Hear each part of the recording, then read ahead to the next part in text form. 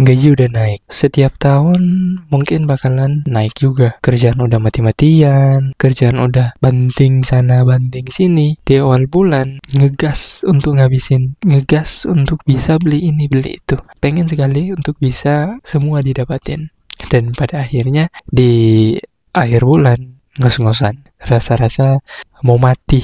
Dan walaupun ini sisa 1 minggu untuk terima gaji, terasa 1 tahun menunggunya. Nah, maka apakah memang benar masalahnya adalah gaji kita? Padahal gajinya setiap tahun kan naik. Dan mungkin memang ada 2 jawaban yang gue punya. Mungkin iya benar dan mungkin tidak benar. Ya, tergantung gaya hidup lo. Semua ini tergantung dari gaya hidup lo. Tapi kalau lo yang gajinya udah lumayan oke, tapi ketika di akhir bulan dan terasa ngos-ngosan dan terasa mau mati nih, mungkin di sini ada masalahnya dengan pola pikir lo. Ada masalahnya dalam pandangan lo, dalam keuangan. Kenalin, gue Bro Rian. Gue suka membahas mengenai financial plan, mindset, dan produktivitas di channel ini. So, kasih subscribe-nya untuk bisa mendapatkan video-video menarik lainnya. So, mari kita mulai video kali ini. Oke, kita lanjut. Pola pikir yang pertama itu harus kita sadari bahwa kata nikmatin aja dulu. Hidup kan cuma sekali.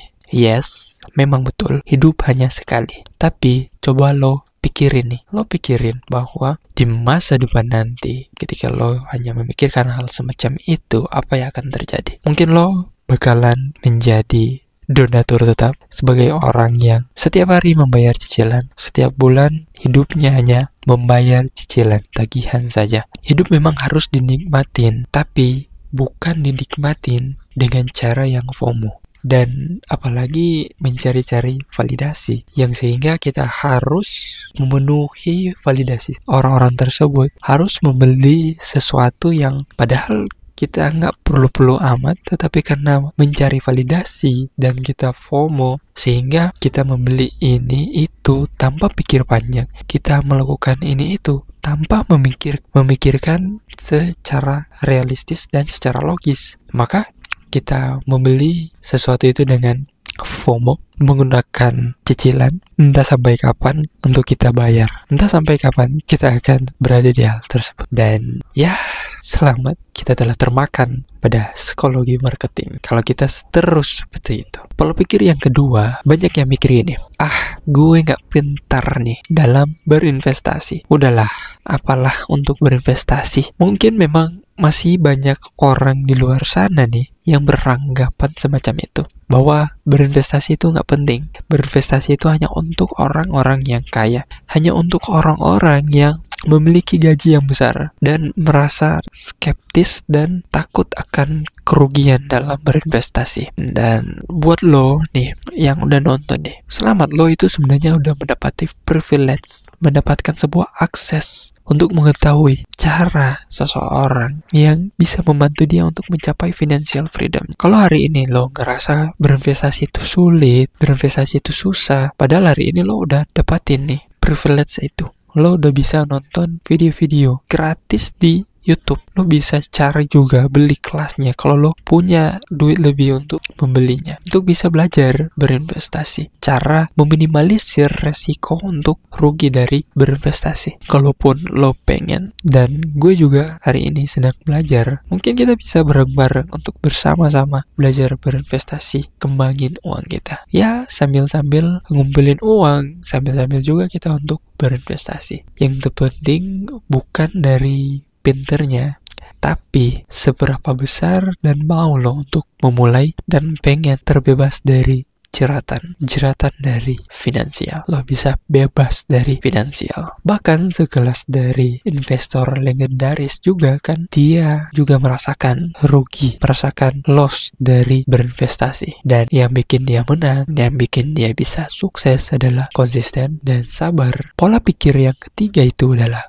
menurut gue nih, salah besar banget nih, sangat salah besar ketika seseorang itu merasa bahwa gajinya itu sangat kecil. Buat apa mikirin financial freedom? Toh gaji gue itu kecil nih, ya gue gak bisa maksain sih seseorang itu untuk bisa financial freedom bersama-sama. Lo juga kan berpikir bahwa gaji gue nih bro kecil, ngapain gue untuk berpikir untuk berfinancial freedom? Kalau memang lo berpikir semacam itu, coba gini, lo kosongkan gelas terlebih dahulu. Jadi gini, karena justru nih gaji lo yang hari ini kecil, lo harus mikirin lebih keras dan lo harus berpikir gimana cara agar bisa financial freedom. Karena kenapa? Makin banyak orang yang udah bisa financial freedom, bebas finansial, makin banyak lagi hidupnya yang gak terikat soal finansial lagi. Makin banyak orang yang bisa memberikan dampak, makin banyak orang yang bisa tangan di atas daripada tangan yang di bawah. Dan ya karena juga tidak tergantung mengikat pada orang lain. Kalau orang kaya nih salah dalam melangkah, dia masih punya kesempatan untuk melangkah lagi karena dia masih punya uang lain. Orang kaya nih kalau salah dalam melangkah, mungkin ada berapa persen dia gagal dan masih mungkin dia bisa untuk bangkit lagi. Tapi nih lo salah langkah nih, bisa-bisa pengen bunuh diri, pengen dah selesain aja, gue gak bisa menghadapi dunia ini, terasa ngeluh aja dan langsung merusak hidup lo. Karena apa? Salah dalam melangkah, udah miskin, udah gak punya uang lebih, berada dalam keadaan yang middle aja dan gak pengen mencoba, akhirnya ya jatuh jauh. Nah, yang keempat tuh, pola pikir yang keempat adalah banyak orang yang memikir atau merasa bahwa gue bukan seorang pebisnis, gue bukan seorang entrepreneur, maka sulit gue untuk menjadi orang yang kaya. Padahal semua orang itu memiliki kesempatannya. Yang dari gue dapati, gue baca dari sebuah kisah orang-orang yang hari ini bisa mencapai kekayaannya, bisa financial freedom, semuanya punya strategi. Untuk pembahasan tersebut lo bisa menonton di video sebelumnya. Dan memang mungkin menjadi seorang pebisnis tuh, menjadi seorang entrepreneur itu bisa secara lebih cepat menjadi orang yang kaya. Tapi itu juga bisa menjadi cara yang cepat juga untuk lo menjadi lebih miskin. Karena ketika lo salah langkah saja, lo bakalan rugi. Lo bakalan masuk dalam jurang keterpurukan lebih jauh lagi kalau lo nggak mempunyai strateginya. Nah, makanya lo harus berinvestasi pada ilmu terlebih dahulu. Maka untuk menjadi seorang yang bisa bebas finansial atau financial freedom, menjadi seorang karyawan pun bisa. Yang penting caranya untuk mendapati strategi yang tepat. Kalaupun memang nih lo kekeh nih menjadi seorang pebisnis atau entrepreneur saat ini, ya caranya adalah dengan menaikkan value kita, menaikkan skill kita, dan dimonetize. Ya paling gampang saat ini, bukan paling gampang juga sih, yang paling good saat ini adalah dengan memasuki dunia digital. Pola pikir yang kelima itu adalah sebaiknya lo buang jauh-jauh deh. Buang jauh-jauh pola pikir yang kelima ini. Merasa telat atau merasa udah terlambat gue untuk financial freedom. Gue tuh udah umur 30, gue udah umur 40. Padahal yang telat itu kalau lo udah berada di 6 meter di bawah tanah. Kalau udah terkapar di sana, itu adalah orang-orang yang udah terlambat untuk bisa financial freedom. Kalau hari ini lo masih bisa bernapas, masih bisa bangun pagi, maka lo itu masih punya kesempatan untuk bisa financial freedom. Ada kata kunci yang sering gue dapati dari orang-orang yang sudah bebas finansial, sudah financial freedom, yakni kata kuncinya adalah konsisten, sabar, dan berdoa. Memang ini terlihat sangat klise, tapi ya memang semacam itulah. Apa yang telah mereka lakukan, apa yang telah mereka lewati adalah dengan cara konsisten, sabar, dan berdoa. Itu adalah kata kunci yang hari ini gue coba untuk terapin, dan hari ini juga coba gue untuk lakukan untuk bisa mencapai financial freedom. So, gue gak menjadi guru lo yang untuk bisa cepat-cepat dalam bebas financial freedom. Tapi di sini gue setidaknya bisa memberikan insight kepada lo agar gimana caranya untuk bisa, setidaknya gue bisa memberikan pandangan.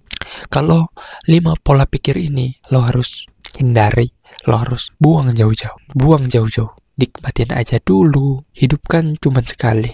Nggak pintar dalam berinvestasi, dan takut akan rugi dalam berinvestasi, merasa gaji kecil, sulit untuk mencapai financial freedom, berpikir kalau kaya itu hanya melalui dari berbisnis atau menjadi seorang entrepreneur, dan terakhir berpikir kalau merasa udah terlambat untuk bisa bebas financial freedom.